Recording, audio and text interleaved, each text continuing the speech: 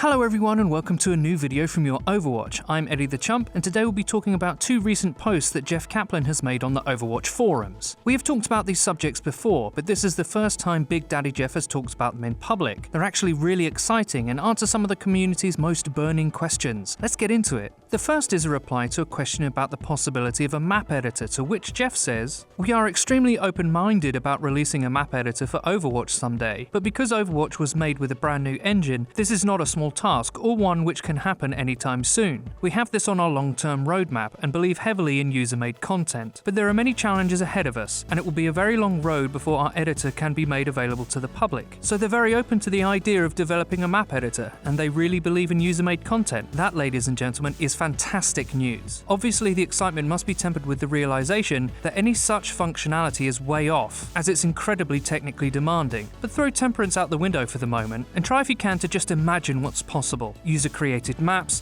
that if they are popular could make their way into rotation after a pro makeover a la CSGO. He doesn't say that explicitly, but it follows to reason that if a map created by the community does become popular, they'd be missing a trick not to look at it. And depending on how powerful the map editor turns out to be, we could see new game modes, entire new games perhaps. One only has to look at the emergence of the MOBA genre, which came entirely out of a Blizzard map editor for Warcraft 3. A large community with almost limitless amounts of time can create wondrous things that the original developers couldn't have ever imagined. Counter-Strike was a mod of Half-Life after all. Speaking of Counter-Strike, we could one day get all the community-made training tools that help people develop their aim, movement, and even surfing would be possible with a map editor. For Overwatch, we could envision massive Lucio wall-riding time trial maps, or platforming maps to practice Winston's jump, headshot practice for McCree and Widow. The possibilities go on and on. As simple as maps for practice and as complex as brand new gameplay opportunities entirely. For competitive rank play as well, having new maps being developed and tested can add new life to the game, as well as help make competitive Overwatch play as ideally as practically possible. Overwatch currently doesn't exclude any of its normal playable maps from competitive play, unless the event organizer decides to limit maps themselves, but developing new alternative stages could help make a more robust competitive scene, potentially even